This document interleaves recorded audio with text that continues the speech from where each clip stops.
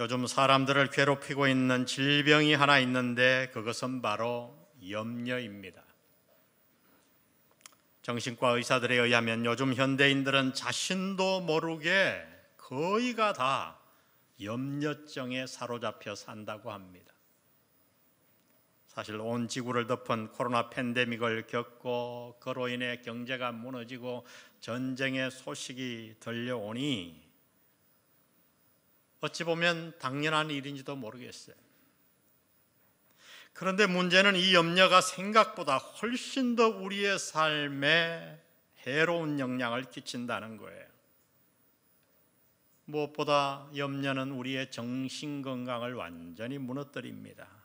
그래서 우울증은 물론이요, 수많은 정신적인 질환이 사실 이 염려로부터 찾아온다고 말합니다.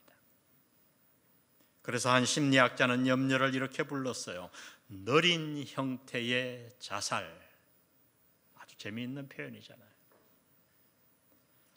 최근에 의학계는 역시 이 염려가 수많은 우리의 정신건강뿐만 아니라 육체의 질병을 가져온다고 보고하고 있습니다. 그래서 여러분, 독일어의 이 염려라는 단어는 어떤 뜻이 있냐면 짐승이 목을 물어 뜯어 질식시키다, 이런 뜻이 있어요. 육식동물이 초식에 목을 콱 물어서 질식을 시키잖아요. 염려가 그만큼 우리 사람의 목을 물어서 숨을 틀어막고 힘과 모든 삶의 에너지를 앗아간다는 거예요. 그래서 여러분, 근심걱정, 염려가 많은 사람이 늘 하는 일이 뭐예요? 뭘 쉬어요? 한숨을 쉬어요. 구들짱 꺼지듯이 나도 모르게 왜 그래요? 염려가 내 목을 콱 질식을 시키니까 나도 모르게 그렇게 반응하는 거예요. 하나님이 우리에게 주신 명령들 가운데 가장 지키기 어려운 것이 무엇일까요? 한 신학자가 이것을 질문했어요. 살인하지 말라? 도적질하지 말라? 아니라는 거죠.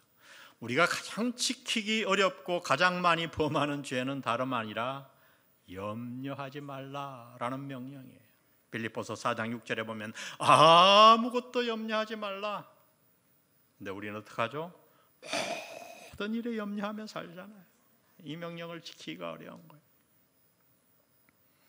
오늘 우리가 읽은 본문은 저 유명한 산상수훈의 말씀의 일부입니다.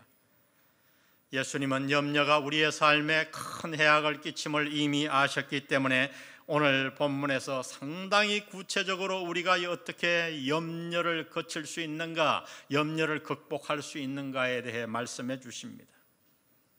어떻게 염려를 중단할 수 있을까요? 하나님은 우리에게 몇 가지 방법을 가르쳐 주시는데 그 첫 번째 방법은 바로 이것입니다. 우리 다 같이 한번 읽습니다. 시작.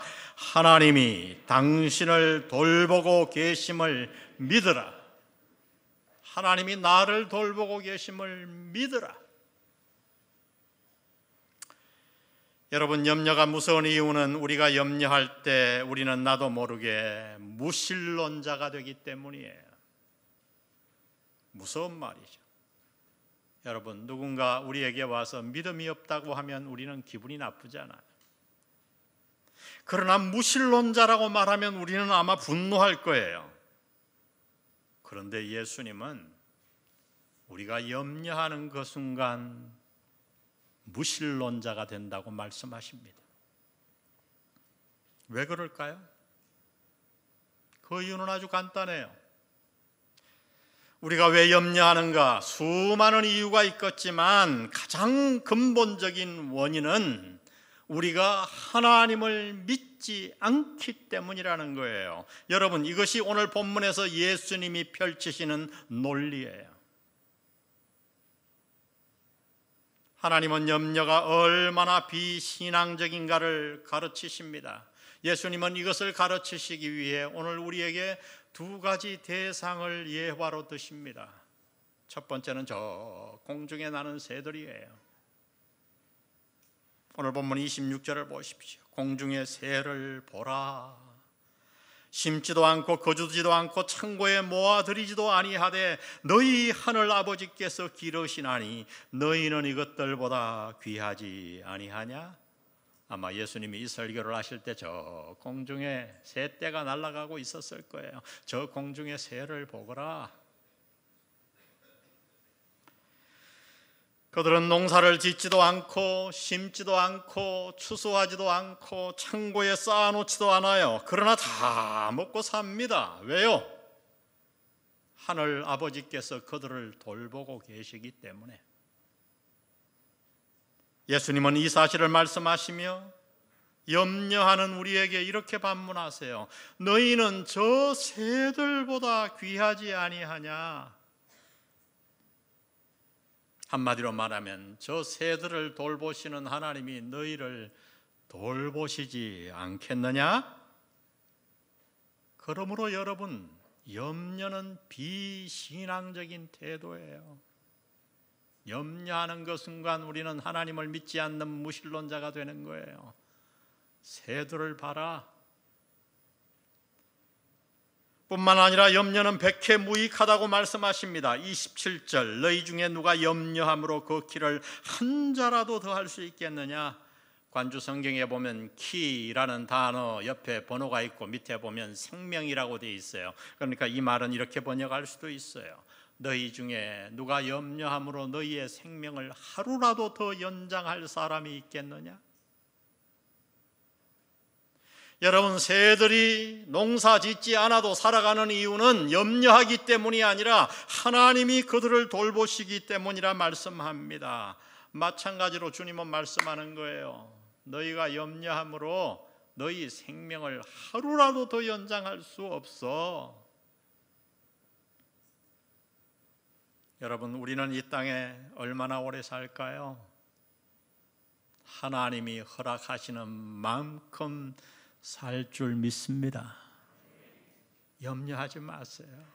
건강으로 인해 염려하지 마세요. 하나님이 정하신 만큼 사는 거예요. 주님은 친히 그래서 이렇게 말씀하셨어요. 마태복음 10장 29절에 보니 참새 2마리가 한 아사리온에 팔리지 않느냐? 그러나 너희 아버지께서 허락하지 아니하시면 그 하나도 땅에 떨어지지 아니하리라. 너희에게는 머리털까지 다 세신 바 되었나니 두려워하지 말라. 너희는 많은 참새보다 귀하니라. 그러므로 여러분, 염려가 찾아올 때 기억하세요. 새들을 돌보시는 하나님이 나를 돌보고 계심을 기억하시기 바랍니다. 예수님은 염려에 대해 가르치며 두 번째 대상을 우리에게 들어줍니다. 염려가 비신앙적인 것이라는 것을 가르치시며, 첫 번째는 공중에 나는 새들, 두 번째는 들의 백합화예요. 이 백합화 사실은 들꽃이죠. 성지순례 가보면 2월 달에 가면요, 이 빨간 야생화예요. 빨간 것들이 얼마나 많이 피어 있는지 몰라요. 너무너무 아름답죠. 아마 산상수훈을 설교하던 그곳에 그날 들꽃들이 그렇게 피어 있었을 거예요. 저 들꽃들을 봐라. 그들은 배틀에 앉아 옷감을 짜거나 물레를 돌려 명주실을 뽑지 않는다. 그러나 그 아름다움은 솔로몬이 입었던 모든 옷들보다 더 아름답다. 왜? 하나님이 그들을 입히시기 때문에. 이 사실을 지적하시며 주님은 이렇게 말씀하십니다. 30절에 보니 오늘 있다가 내일 아궁이에 던져지는 들풀도 하나님이 이렇게 입히시거든 하물며 너희일까 보냐. 믿음이 작은 자들아. 믿음이 작은 자들아. 여러분, 우리는 왜 염려합니까? 환경이 너무 어려워져서? 코로나 팬데믹이 와서? 아니에요. 우리가 염려하는 단 하나의 이유는 믿지 않기 때문이에요. 우리 마음 안에 믿음이 사라지기 때문이에요. 하나님이 나를 돌보신다고 하는 이 사실을 나도 모르게 믿지 않기 때문이에요. 여러분, 오늘 우리 모두 번쩍 깨어 하나님이 나를 돌보시는 사실을 믿기를 바랍니다. 공중에 나는 새들을 먹이시는 하나님, 들에 핀 백합화 들꽃을 입히시는 하나님이 나를 먹이시고 입히시고 지켜보시고 돌보고 계십니다. 염려를 거치기 위해 우리는 하나님이 지금도 나를 돌보고 계심을 믿어야 합니다. 두 번째 염려를 거치는 방법을 예수님은 이렇게 말씀해 주셨어요. 다 같이 읽습니다. 시작. 하나님이 주신 삶의 목적을 붙들고 살라. 주님은 오늘 염려에 대해 가르치시면서 우리가 하는 대부분의 염려들이 어디로부터 무엇 때문에 오는가를 이렇게 가르쳐 주셨어요. 31절 보니 그러므로 염려하여 이르기를 무엇을 먹을까 무엇을 마실까 무엇을 입을까 하지 말라. 여기에 염려의 삼일체가 등장해요. 무엇을 먹을까 무엇을 입을까 무엇을 마실까. 한마디로 다 의식주라는 얘기죠. 여러분 그래요. 우리의 대부분의 염려는 다 이 땅의 것들로부터 찾아와요. 사실 우리 모두 육체를 가진 인간이기 때문에 어떻게 보면 당연한 사실일 겁니다. 그러나 주님은 한 가지를 지적하세요. 이 염려는 적어도 구원받은 하나님의 백성이 된 우리의 신분과는 전혀 어울리지 않는다는 거예요. 그래서 주님은 32절에 이렇게 말씀해 주셨어요. 이는 다 이방인들이 구하는 것이라. 너희 하늘 아버지께서 이 모든 것이 너희에게 있어야 할 줄을 아시느니라. 하나님 없이 사는 돌보는 하나님이 계시지 않는 이방인들이 그것을 염려하는 것은 당연하지만은 우리를 돌보시는 하나님을 모신 자가 그렇게 염려하는 것은 말이 되지 않는다는 거예요. 잘못된 삶이라는 거예요. 그러면 우리는 믿는 자로 의식주를 염려하는 대신에 어떤 삶의 태도를 가지고 살아야 하는가? 33절은 이렇게 말합니다. 그런즉 너희는 먼저 그의 나라와 그의 의를 구하라. 그리하면 이 모든 것을 너희에게 어떻게 하시리라? 더하시리라. 아멘. 그의 나라와 그의 의, 좀 더 쉽게 표현하면 하나님이 우리를 구원하시고 부르신 목적을 위해 사는 거예요. 이 헬라어 단어의 염려는 메림나테 하는 단어예요. 직역하면 마음이 나누이다 이런 뜻이거든요. 누가복음 10장에 보면 예수님이 마리아와 마르다의 집에 신방을 가셨어요. 예수님과 제자들 장정 13명이 들이닥쳤으니 얼마나 여자 그 마르다와 마리아가 바빴겠어요. 정신없이 부엌에서 막 식사 대접을 하는데 마르다가 막 하다 보니까 마리아가 안 보여요, 동생이. 그래서 보니까 얘가 어디 갔나 하고 보니까 예수님 발치에 딱 앉아 말씀을 듣고 담소를 나누고 있는 거예요. 여러분, 마르다의 마음이 어떠실지 한번 상상해 보세요. 한마디로 그녀는 그날 스트레스 만땅이었습니다. 생각해 보세요. 부침개는 타들어가지, 찌개는 넘치지, 막 왔다 갔다. 그런데 자신을 도와야 할 마리아는 딱 예수님 앞에 앉아 폼 잡고 앉아 있지. 난들 못 그러겠어요. 참다 드디어 마리아는 폭발하고 맙니다. 그리고 예수님이 가르치시고 있는 설교하는 그곳에 뛰어갔어요. 그리고 이렇게 외칩니다. 10장 40절에 보니 마르다는 준비하는 일이 많아 마음이 분주한지라. 예수께 나아가 이르되 주여 내 동생이 나 혼자 일하게 두는 것을 생각하지 아니하시나이까 그를 명하사 나를 도와주라 하소서. 점잖게 기록했지만 분위기를 상상해 보세요. 조곤조곤 얘기했겠어요? 아마 모르긴 몰라도 주걱을 들고 성읍 가서 외쳤을 거예요. 예수님, 저 혼자 일하게 두는 것을 생각지 아니하십니까? 마리아에게 명령해서 그를 떠나보내서 저를 돕게 하세요. 마리아만 원망하는 게 아니라 예수님도 원망하는 거예요. 그렇게 어떻게 사정을 모르나? 여러분, 사실 마르다가 얼마나 예수님을 사랑하고 존중합니까? 그런데 왜 마르다는 이렇게 행동했을까요? 그 이유를 누가는 명백하게 이렇게 밝혀놨어요.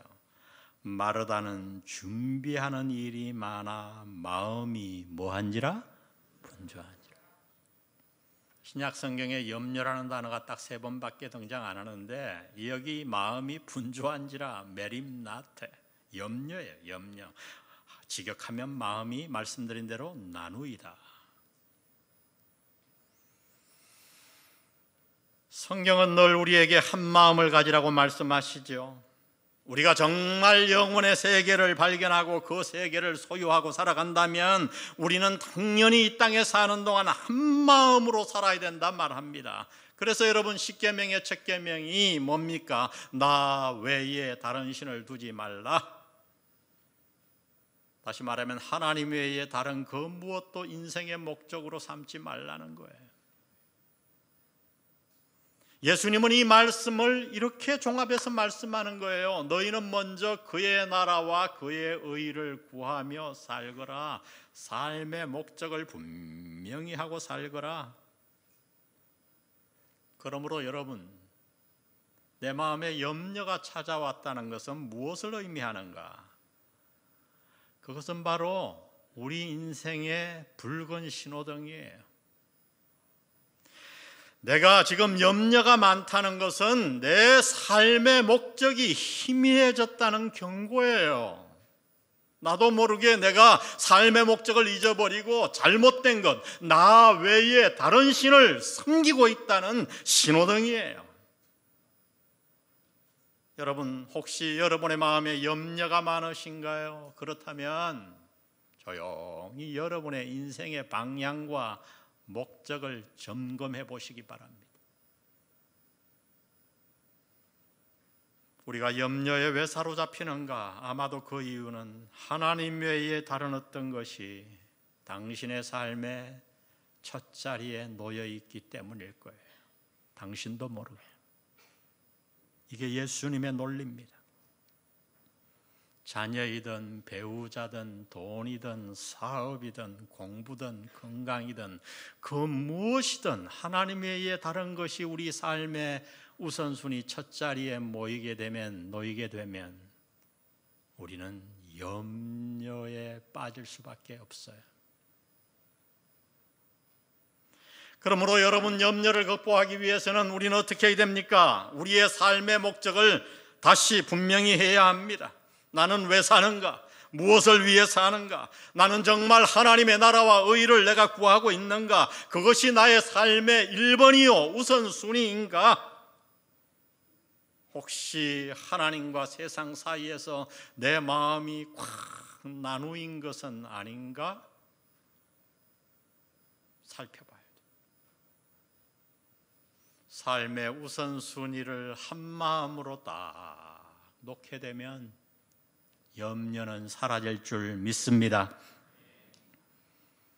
우리의 인생을 해치는 염려를 거치기 위해 우리는 하나님이 나를 돌보고 계심을 믿어야 합니다. 두 번째로 하나님이 내게 주신 목적을 다시 붙들고 살아가야 합니다.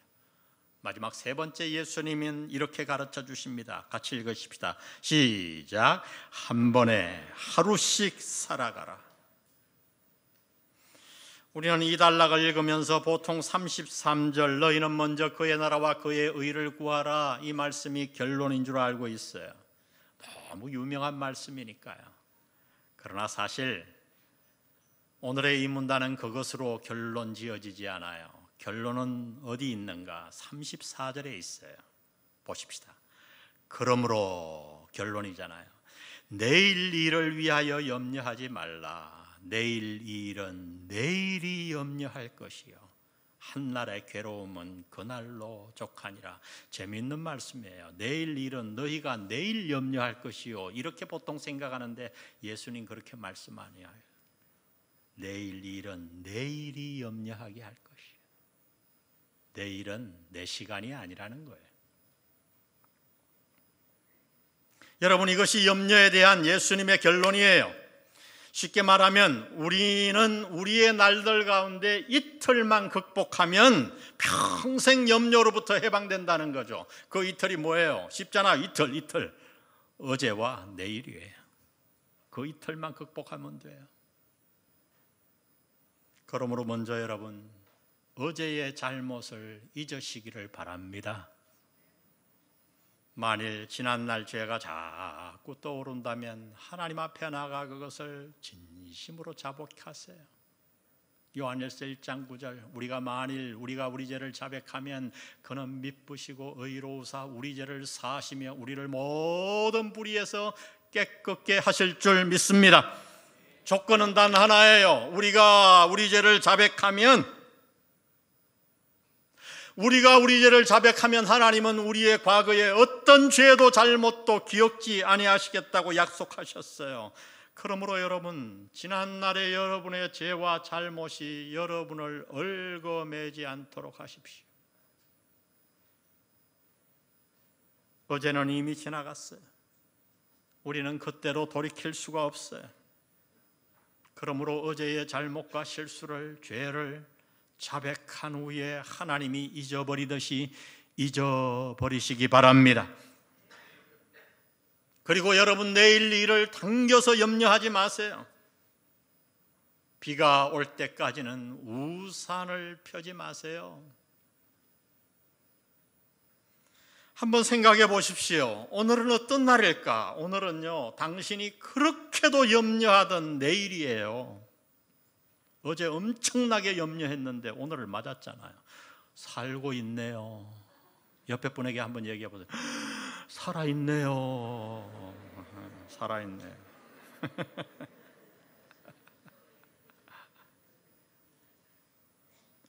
여러분, 하나님은 내일의 시간을 우리에게 맡긴 적이 없어요. 염려에서 해방되기 원하십니까? 그렇다면 하루를 사는 법을 배우세요. 이게 예수님의 결론이에요. 하루씩 살아가야 돼요. 오늘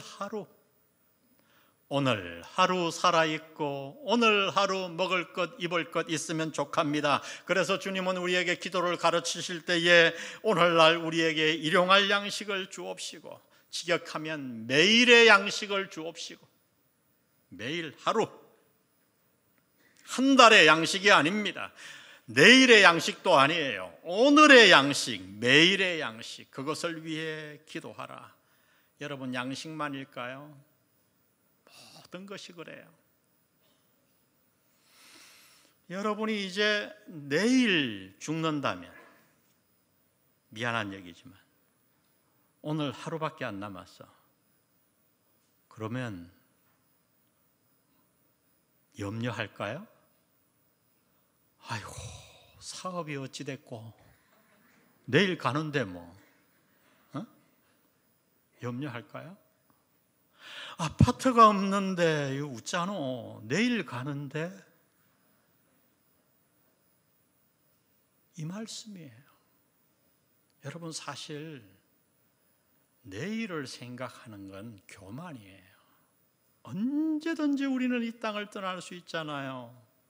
우리 성도들 가운데 밤에 잠자리에 들었는데 아침에 못 깨는 분들 많이 보셨잖아요. 차 타고 가다가 사고로 떠나는 분들 많이 보셨잖아요. 이게 예수님 말씀이에요. 내일을 생각지 말고 내일은 하나님께 맡기고 오늘 하루 살아라. 한날의 괴로움, 그날의 족하다. 내일은 내일이 염려하게 해라. 아멘. 하루씩 사세요. 따라합시다. 하루씩 살자. 오늘 하루 아침에 일어나서 감사하세요. 오늘 저는 이 설교 말씀하며 오늘이 마지막 설교면 얼마나 좋겠노. 오늘 하루 그냥 기쁜 거예요. 오늘 하루. 오늘 하루. 다음 주에 하나님이 살게 하면 또 설교하는 거지요. 오늘 하루. 저는 아침에 일어나서 늘 그렇게 기도하거든요. 오늘 하루. 얼마나 귀한 하루입니까? 얼마나 기쁜 하루입니까? 그걸 왜 염려 때문에, 염려함으로 하루라도 내 생명을 연장할 수 없는데 사탄에게 속아서 그렇게 염려하며 이 축복을 놓칩니까? 바울은 저 유명한 로마서 8장 32절에서 이렇게 외칩니다. 다 같이 읽겠습니다. 시작. 자기 아들을 아끼지 아니하시고 우리 모든 사람을 위하여 내주시니가 어찌 그 아들과 함께 모든 것을 우리에게 주시지 아니하겠느냐. 공중의 새들을 먹이시는 하나님, 들판에 들꽃을 입히시는 하나님이 너희를 어찌 돌보지 않겠느냐. 여러분, 염려와 믿음은 결코 같이 갈 수 없습니다. 당신이 하나님을 믿으면 염려는 도망갈 것입니다. 그러나 당신이 염려하면 믿음은 당신의 마음에서 사라질 거예요. 그러므로 우리는 결단해야 돼요. 평생 염려하며 살든지 아니면 하나님을 붙들고 살든지 우리는 둘 다 붙들고 살 수 없어요. 여러분, 세상 사는 동안 우리의 힘으로 어쩔 수 없는 일들이 얼마나 많은가요? 아마 이것이 우리의 마음에 염려가 수없이 찾아오는 이유일 거예요.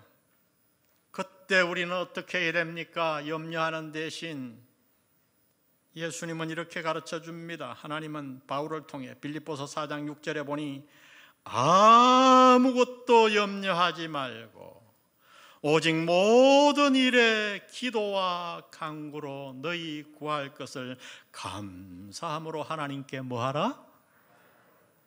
여러분, 그래요. 우리에게는 염려 대신 특권이 있잖아요. 기도할 특권.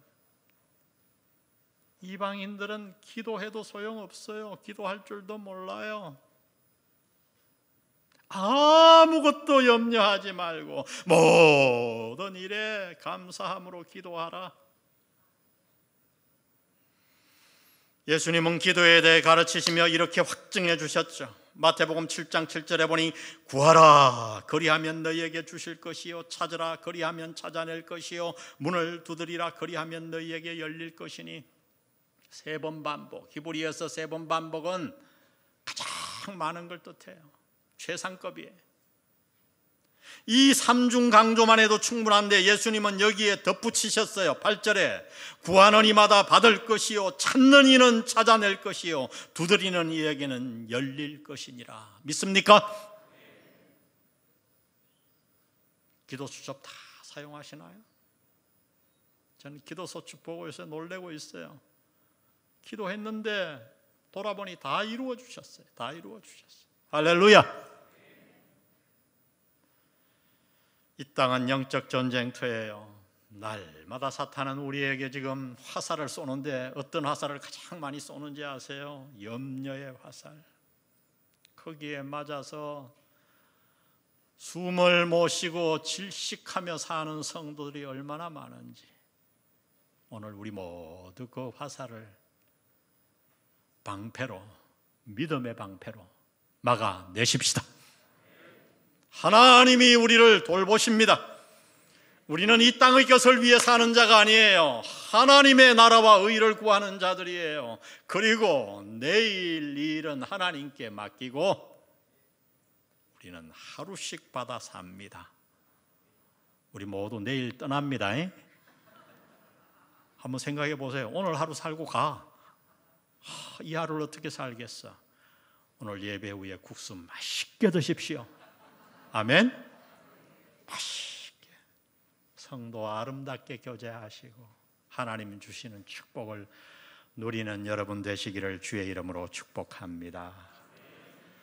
오늘 말씀 생각하며 정말 아름다운 찬양, 오 신실하신 주 내 아버지여, 이 찬양 주님 앞에 드립니다.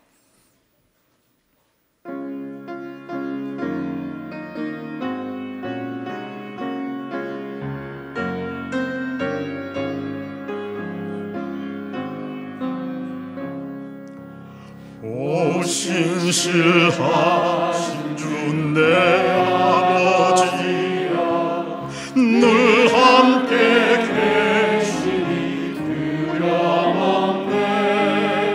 그 사랑 변찮고 날 지키시며 어제나 오늘이 한결같 봄철과 또 여름, 봄철과 또 여름, 가을과 겨울, 해와 달 별들도 다 주의 것, 만물이 하나로 되어 맹진 것, 신실한 주 사랑 나타내네.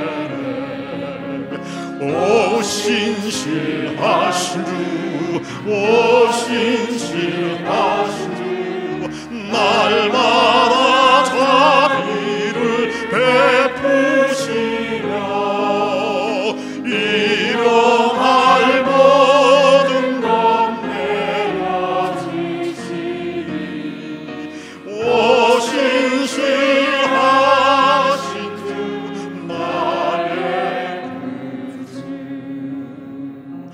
내 죄를 사하여하시고 주 친히 오셔서 인도하네. 오늘의 힘 되고 내일의 수많이 만복을 내리신, 수많이 만복을 내리신, 아멘. 오 신실하신 주, 오 신실하신 주, 날마다 자비를 베푸시며 일용할 모든 것 내려주시니. 오 신실하신 주, 나의 구주.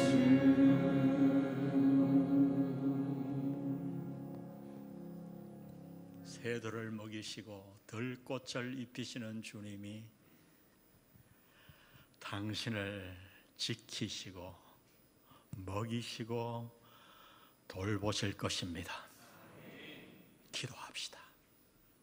성부, 성자, 성령의 은혜가 오늘 이 말씀 받고 번쩍 깨어 불신앙의 염려를 떠나보내고 하나님을 붙들고 주님이 주신 목적을 꽉 손에 쥐고 또한 하루하루 살아가며 오늘 하루 주시는 하나님의 축복을 놓치지 않고 살기로 결단하는 영한 성도들에게 지금부터 영원히 함께 하시기를 예수님의 이름으로 축원합니다. 아멘.